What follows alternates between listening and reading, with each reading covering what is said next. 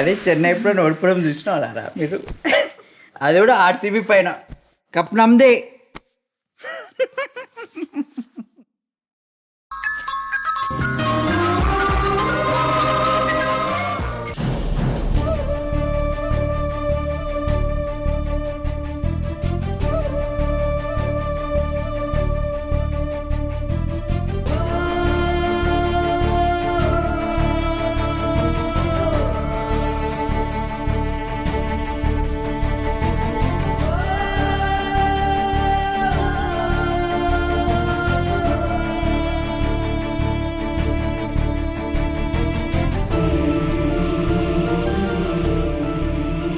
ఏమైంది రిషి? ఆమె ఇంట్లో నుంచి వెళ్ళిపోతుంది. ఇంకా మనం హ్యాపీగా ఉండొచ్చు. నువ్వు హ్యాపీగానే ఉంటావు, కానీ నేను అలా ఉండలేను. అమ్మతో మాట్లాడలేకపోయినా కనీసం రోజు అమ్మని చూస్తున్నానన్న సంతోషంలో ఉన్నాను. ఇక నుంచి అది కూడా లేకుండా పోతుంది. అమ్మ వెళ్ళిపోతున్నందుకు నీకు బాధగా ఉందా రిషి? అలాంటిదేం లేదు. మరెందుకు అలా ఉన్నావు? నేను బానే ఉన్నాను.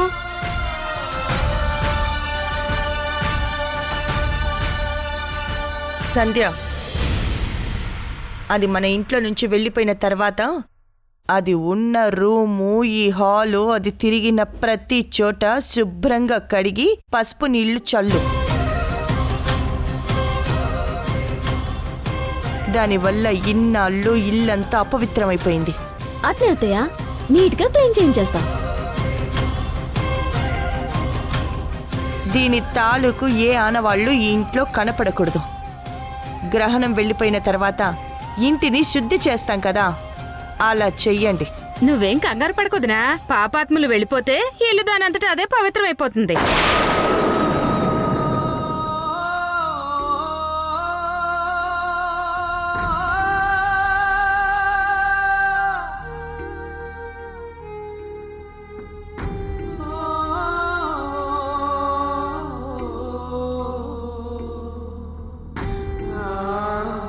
యష్, ఏమైందిరా? సింధు ఎందుకు బాధపడుతుంది? ఇన్నాళ్ళు మన ఇంట్లో ఉండి మనల్ని బాధ పెట్టింది కదా, ఇప్పుడు తను బయటికి వెళ్ళిపోతుంది. అందుకే మనల్ని బాధ పెట్టే అవకాశం లేకుండా పోతుందని బాధపడుతుంది. సింధు ఇంట్లో నుంచి వెళ్ళిపోతే అను ఇక్కడ ఉండదు కదరా? ఆమె ఇంట్లో నుంచి వెళ్ళిపోవడానికి అనునే ఒప్పుకుంది.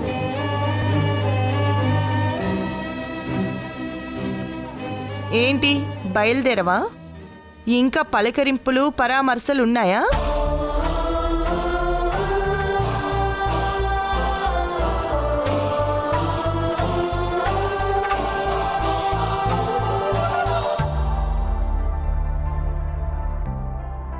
రిషి, శశి, నేను వెళ్ళిపోతున్నాను. మిమ్మల్ని నేనేమైనా బాధ పెట్టినట్టు మీకు అనిపిస్తే నన్ను క్షమించండి. రిషి, ఇంక నువ్వు నా మొహం చూడాల్సిన అవసరం లేదు. మొహం తిప్పుకుని వెళ్ళిపోవాల్సిన అవసరం లేదు. నేను నీకు దూరంగా వెళ్ళిపోతున్నాను. రిషి, ఇంకా ఈ ముద్ద మనకెందుకు? మన అమ్మ దగ్గరికి వెళ్దాం పదా.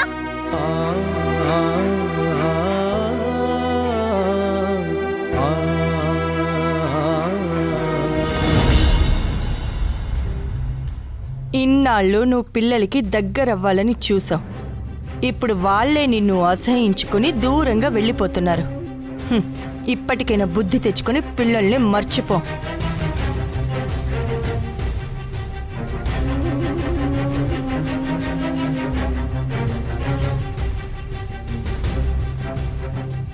ఎలా అయితేనే చివరికి మీరే గెలిచారు. నన్ను ఓడించడం కోసం మీరు మీ అబ్బాయి చిన్నపిల్లల మనసుల్ని కూడా విరిచేశారు.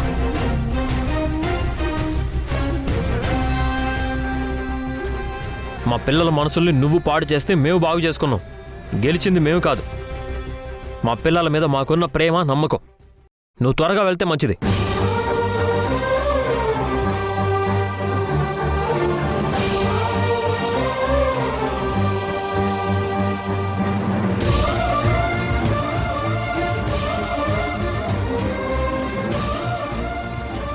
మీ విషయంలో నేను ఏది చేసినా అవన్నీ నా సొంత నిర్ణయాలతో చేసినవే. అను చిన్నపిల్ల. నేను వెళ్ళిపోయిన తర్వాత నా మీద కోపంతో అనుని కష్టపెట్టకండి. తనని జాగ్రత్తగా చూసుకోండి. నువ్వేమీ మాకు జాగ్రత్తలు నీతులు చెప్పాల్సిన అవసరం లేదు. అనుని నా పిల్లకాయలతో పాటు కన్న తల్లిలా కడుపులో ఎట్టుకుని మరీ చూసుకుంటాను. ఈ అప్పగింతలు ఆపి నువ్వు బయలుదేరు.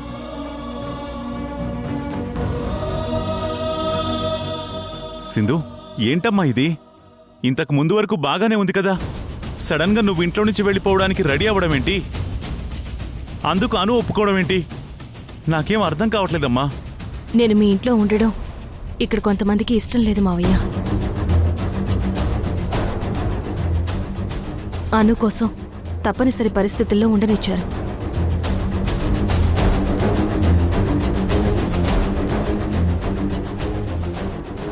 అయినా సరే ఏదో ఒక విధంగా నన్ను తప్పు పట్టి అవమానించి బయటికి వెళ్ళగొట్టాలనే ప్రయత్నం చేస్తూనే వచ్చారు. వాటన్నిటినీ ఎదుర్కొంటూ వచ్చాను. ఇంకా నన్ను ఇంట్లో నుంచి పంపించేసే దారి దొరక్క ఏ అను కోసమైతే నేనిక్కడ ఉంటున్నానో అదే అనుని పావుగా వాడి నన్ను ఈ ఇంటికి దూరం చేస్తున్నారు.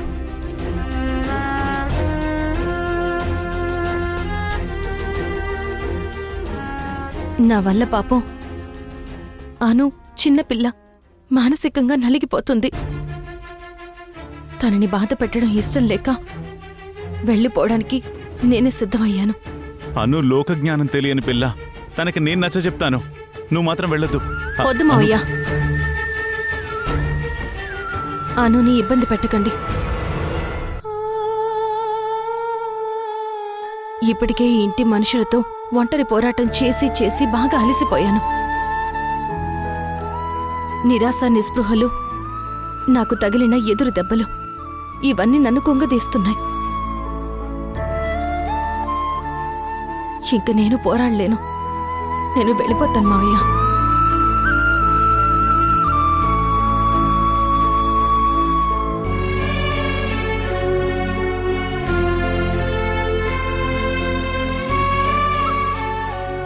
యష్, ఇక నేను ఇక్కడ ఉండాల్సిన అవసరం లేదని నువ్వనుకున్నా పర్వాలేదు. దానికి నేనేం బాధపడను. కానీ ఆఫీస్లో నా అవసరం ఉంది. దయచేసి ఇంటికి ఆఫీస్కి లింక్ పెట్టి అక్కడ కూడా నా అవసరం లేదని నన్ను వెళ్ళగొట్టకండి.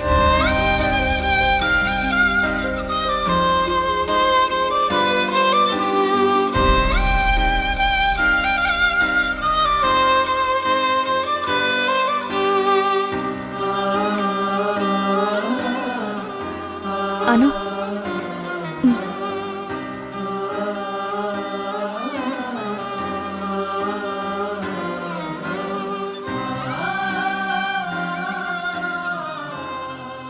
అను చాలా అమాయకురాలు, తల్లి లేని పిల్ల. అల్లరి చేసినా, ఏదన్నా తెలియక తప్పు చేసినా కోపడకండి. నెమ్మదిగా చెప్తే అర్థం చేసుకుంటుంది. అనుని కంటికి రెప్పలా చూసుకోండి.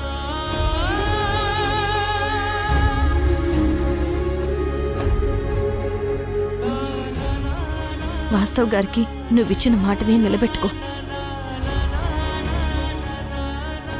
దానికి నేను అడ్డుగా ఉండకూడదని వెళ్ళిపోతున్నాను.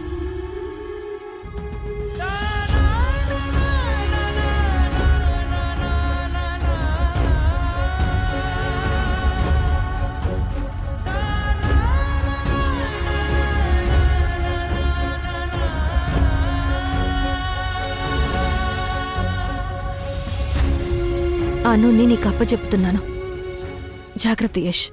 అనుని నీకంటే నేను బాగా చూసుకుంటాను. ఆ విషయంలో నువ్వేం ఫీల్ అవ్వాల్సిన అవసరం లేదు.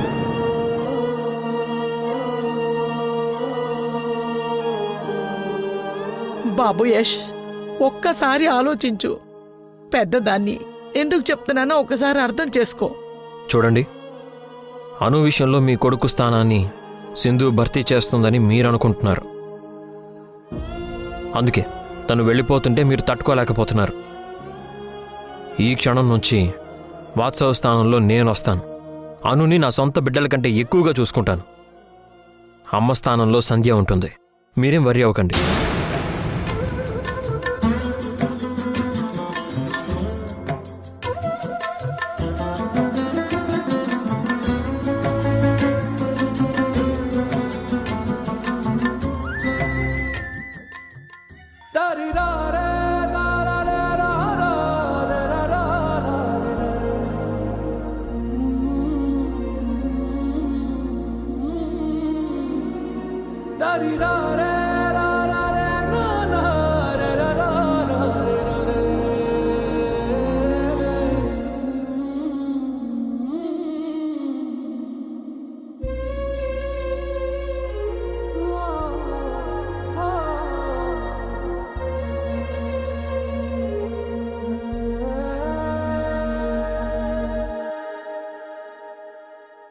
పసివాడి నిచ్చి చూస్తుందా బదులే రాని గతం, మగవాడి నిన్న మోస్తుందా ఎదుటే ఉన్న నిజం, జరిగినదా కలవరం దొరికినదా ప్రియవరం, కనుతడిగా కరిగినదా ఎలగదిలో సమరం, ఏది మనదనుకుంటా ఏది కాదనుకుంటా, లేని తలరాతని వెతికే మనసుకు ఏమని చెబుతా, ఎంత కని దిగిపోతా ఎంత కని దిగులవుతా, రాని మమకారాన్నడిగి ఎంతని పరుగులు పెడతా.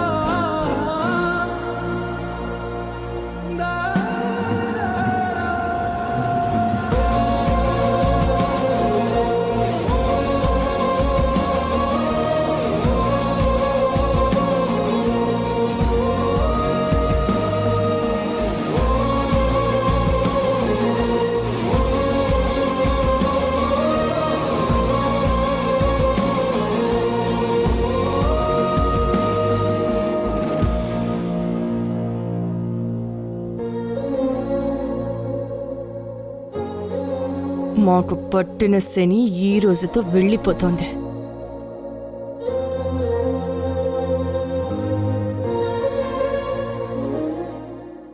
సింధు వెళ్ళిపోతే ఎస్ చెప్పి ఇంక నా ప్రేమను యాక్సెప్ట్ చేస్తాడు. కిడ్నాప్ కేసు బయట పెట్టి నన్ను నా కూతుర్ని ఇంట్లోంచి తరివేయాలనుకున్నావు కదా, అది నీకే రివర్స్ కొట్టింది. అనుభవించు.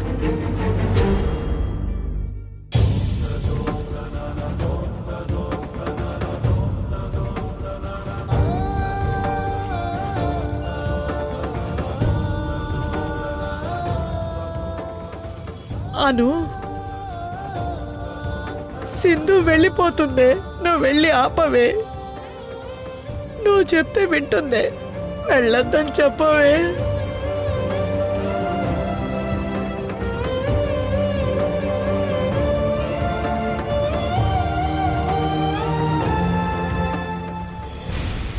అమ్మా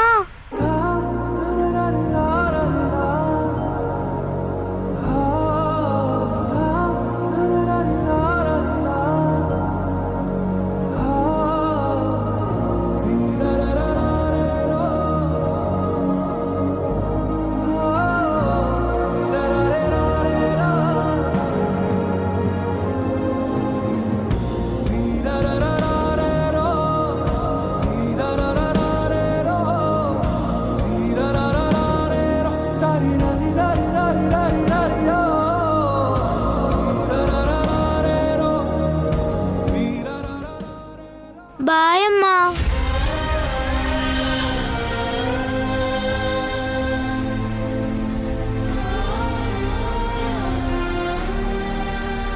అను, వెళ్ళొద్దని చెప్పి ఆపమంటే బాయ్ చెప్తావేంటే?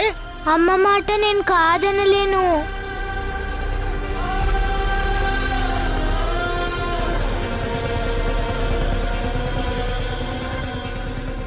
అమ్మా అమ్మా అమ్మా అమ్మా. అను అను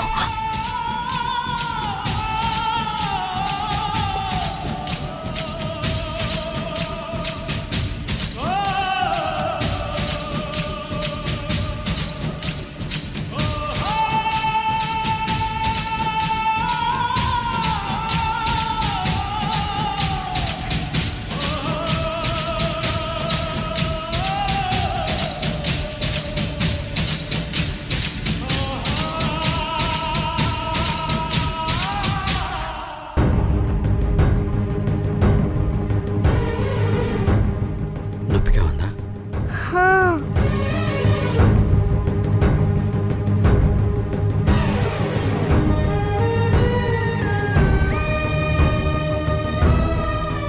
ఎక్కడికమ్మా? నా రూమ్కి.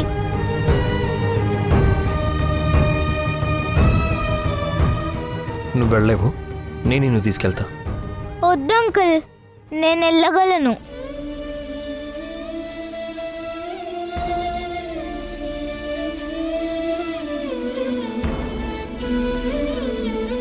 అను ఆగు.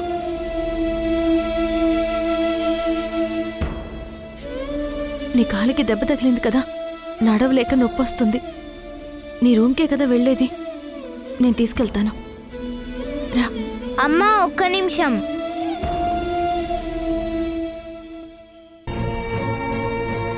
అంకుల్, ఇందాక మీరేమన్నారు? సంధ్య ఆంటీ నన్ను సొంత అమ్మలాగా చూసుకుంటుందన్నారు కదా. అవును. నా కాలుకి దెబ్బ తగిలితే నేను అమ్మలా చూసుకునేవారే నా దగ్గరికి పరిగెత్తుకుంటూ వచ్చారు తప్ప నన్ను సొంత కూతురులా చూసుకుంటుంది అనే మీరు చెప్పిన సంధ్య ఆంటీ ఎందుకు రాలేదు అంకుల్?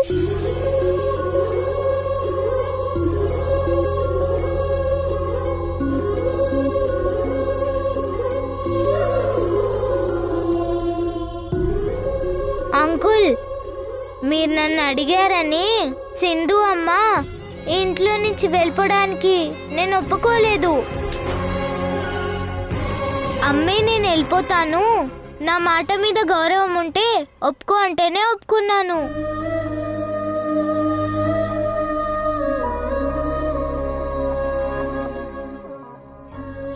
రిషి కూడా సింధు అమ్మ చెప్తేనే సంధ్య ఆంటీని అమ్మ అని పిలిచాడు.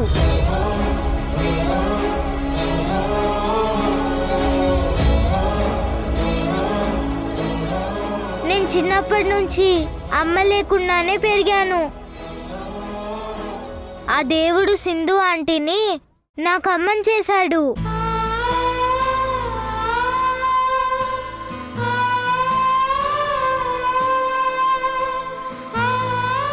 రిషి శశి అమ్మ లేకుండా ఉండగలరా?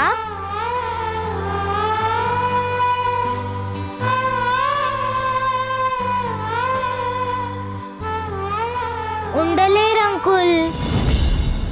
మరెందుకు అంకుల్ నాకు మాత్రమే అమ్మని దూరం చేస్తున్నారు?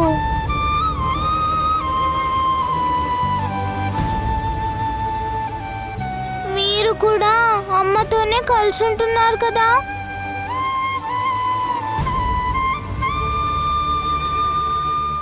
పెద్దవాళ్ళు మీరే మీ అమ్మని వదిలే ఉండలేకపోతే చిన్నపిల్లని నేనెలా ఉండగలను?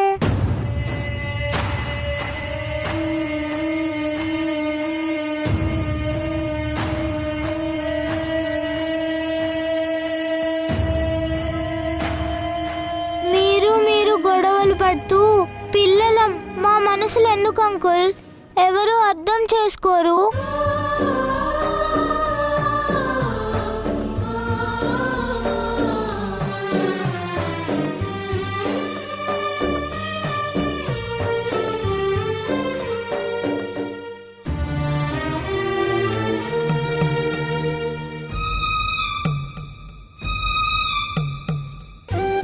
సింధు అమ్మ లేకపోతే మీరు నన్ను బాగా చూసుకుంటారన్న నమ్మకం నాకు లేదు అంకుల్.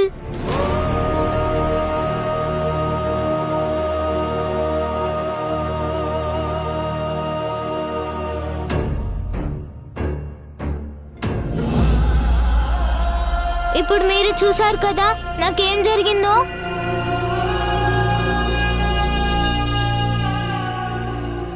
సింధు అమ్మతో పాటు నేను మీ ఇంట్లో నుంచి వెళ్ళిపోతాను.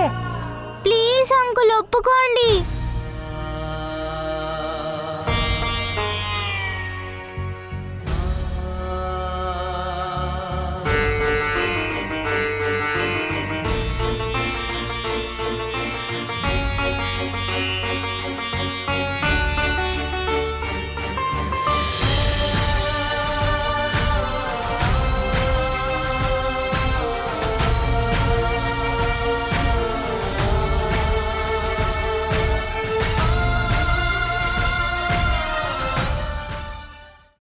సునంద మేడం ఫోన్ ఇప్పటికే చాలాసార్లు ఫోన్ చేశారు.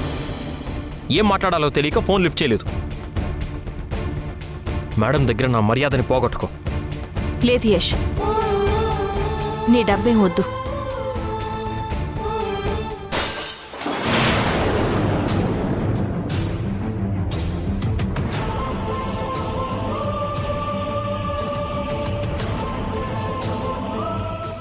జనరల్గా నేను అనుకుంటా కదరా, అంటే మైండ్కి ఏమైనా క్రియేటివ్ థాట్స్ వస్తాయి కదా, అవి ఇట్లా అనుకుంటా అట్లా జరిగిపోతారా? అది అలా జరిగిపోతుంది అంతే కాదురా. అది అయ్యేంత వరకు నువ్వు జనాల్ని కాబట్టి జరుగుతుంది.